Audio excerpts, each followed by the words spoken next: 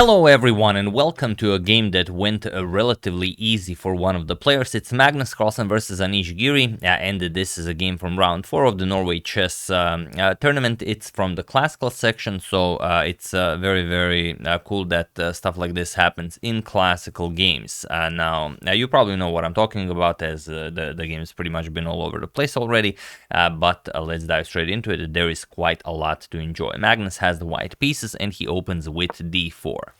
Sorry about that.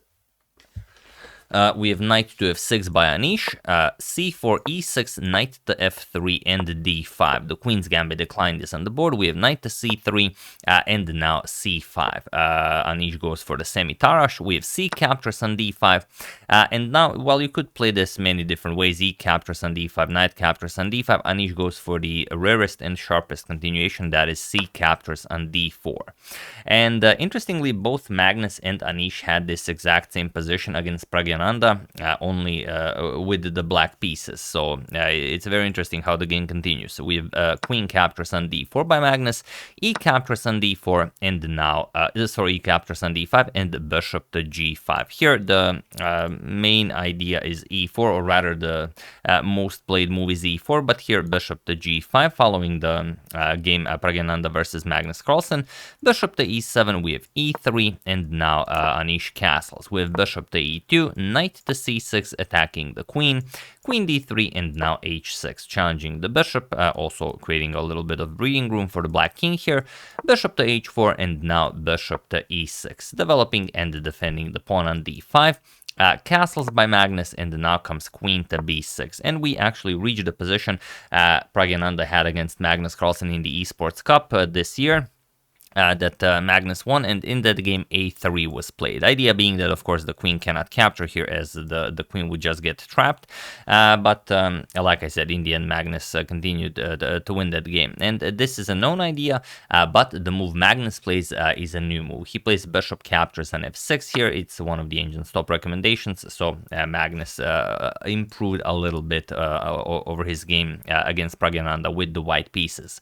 So here we have bishop captures on f6, and now knight captures on d5, attacks the queen, so you have to capture. Bishop captures on d5, queen captures, and queen captures on b2, grabbing a pawn, equalizing in material. And now, as you see, Anish has 2-1 advantage on the queen side, and that is definitely something that you can play for, especially with a very strong bishop here controlling the this diagonal, also the a1 square.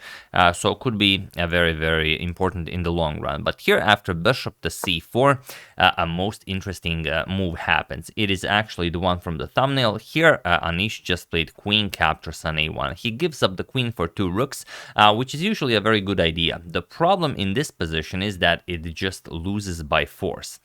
So here, the safer queen to a3 is the way to go, because the queen really doesn't have all that many squares. Once rook to b1 is played, you're gonna have problems. So queen a3, for example, and after, let's say, rook a to d1, now we just go after the bishop. Knight to a5, bishop to d3, and now we play g6. So one of the ways that you can actually play this. Now the point is, of course, it seems like you can just play bishop captures on g6 here, but there's rook a to d8, and then everything is perfectly fine. So that's the idea. However, here queen captures on a1 was played, and this would be great if it was not losing by force. Rook captures queen, we have bishop captures on a1, and now Magnus needs to find the move, and a very particular move is needed here.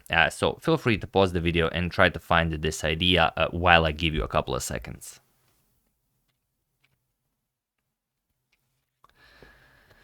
So for those of you who were able to do it, congratulations on realizing that even though Anish does have 2 rooks for the queen, his 2 rooks are currently doing nothing. So Magnus really needs to just hurry up with the attack, and that is exactly what he does. So congratulations to everyone who found this, and that is pawn to g4. We want to play g5, bust open the position, and try and checkmate the black king as soon as possible. Now Magnus really took his time here, and at first I thought Magnus was thinking here for like an hour and 20 20 minutes. Then I just realized that the website where I was watching was malfunctioning, and that everything was still except the timer.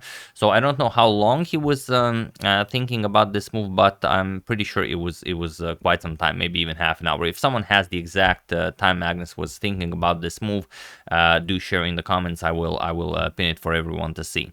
But here Anish goes rook 8 to e8. You'd expect rook 8 to d8, attacking the queen, but still after queen to f5, there's just not all that much you can play here. Now g6 is never an option because just queen captures on g6 will be played, and that's a problem. So instead, after this g4 move, we have rook 8 to e8, and now Magnus continues with h4. Now, this h4 move is very, very interesting because g5 is sort of the move you want to play. But if it doesn't win by force, maybe it's important to include h4. But just to give you an example, as it's a very forced line. For example, g5, h captures, and g5 knight captures. Now you have a triple attack on this f7 square. We're gonna play rook to e5 now, attacking the queen and the knight. Queen to g2, defending the knight, and now rook to c5, putting pressure on the bishop. There isn't a better move for black. Now queen to g4, and after knight to a5, going after the bishop here, we're gonna switch the bishop over to this diagonal. And now after rook f to c8, we finally get the queen to the h file, and now we are bringing the queen to h7. But here, let's say rook 8 to c7, queen h7 check, king to f8.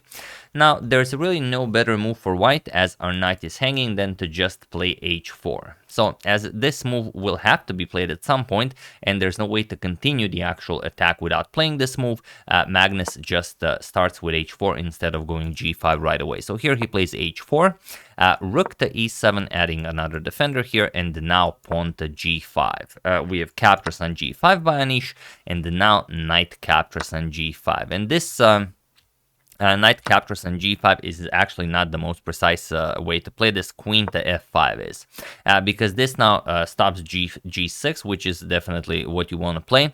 And after knight to e5, attacking the knight and the bishop, we just play knight captures on g5, threaten checkmate here. And after g6, as now it can be played, as the knight covers g6, now we play queen to f6. We attack the rook, and after rook to d7, now we play bishop to b5. And now after a lot of moves have been played, we are going to play bishop to e8 at some point, and bust open the position here, because it will be impossible to defend the f7 square. To give you an example, let's say rook d1 check, king g2, rook b1, we go after the bishop gets defended, we're going to play rook to b4, threaten the h4 pawn, now king h3, defended, and now after a6, as black is really without a move, we're going to play queen to e7, attack the rook and grab control over the e8 square, and once the rook moves, doesn't really matter where, we're going to play bishop to e8, put pressure on f7, and now we are just busting through. There's no good way of tackling this. For example, rook to h1, we can even give up the h4 pawn, king g2, rook captures here, we're going to play bishop captures on f7, knight captures, and now, for example, knight to e6, and there is no good way to play this. This is only one of the lines that wins, but many others are winning as well. So here, instead of going for queen to f5, Magnus plays knight captures on g5 right away. Similar, but not as forcing, because now Anish just plays bishop to f6, and this is a very, very nice defensive idea. Queen to f5, again, making it impossible to play g6, as now the bishop would hang, so bishop captures on g5, pretty much the only move. Your checkmate is being threatened. Bishop captures, h captures, and the rook e5 now, attacking the queen. Queen f4, keeping an eye on the g5 pawn, and now comes rook to c5. And this is just resigns, basically. Rook to e7 still holds the game a little bit, but still after g6, it's not a pretty position to defend, because after knight e5, adding a defender here, for example, captures, you are never unpinning from this. You can't move the knight. If you move the king, then queen h4 check, or queen somewhere check is just pointless to play this with black. There's just no moves you can make. So instead, Anish plays rook to c5, but now just g6. And now again, Magnus is just breaking through.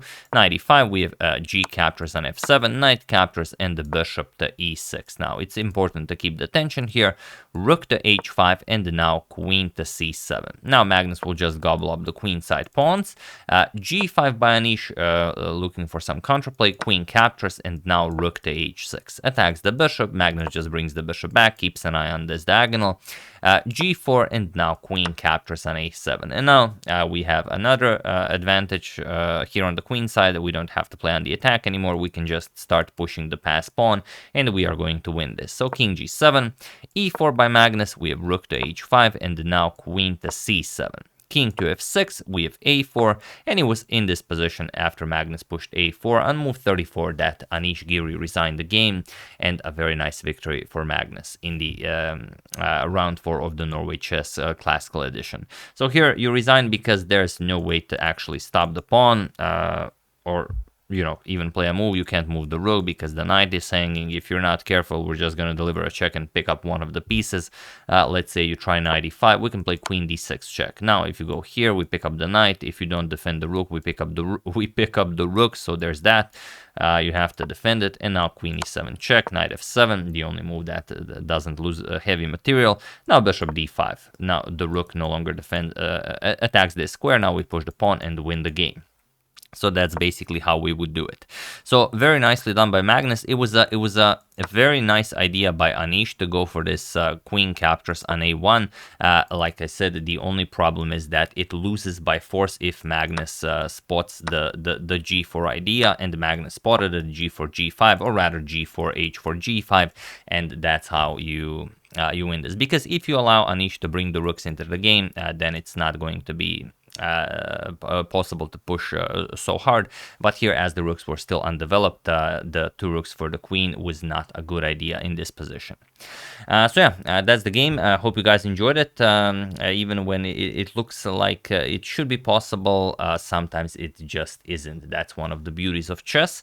I would like to thank Valentin Moreira, Anand Legend, Varun Sudarsanan, Richard Knapp, and Raymond Young for your contribution to my channel. Thank you a lot. I really appreciate it.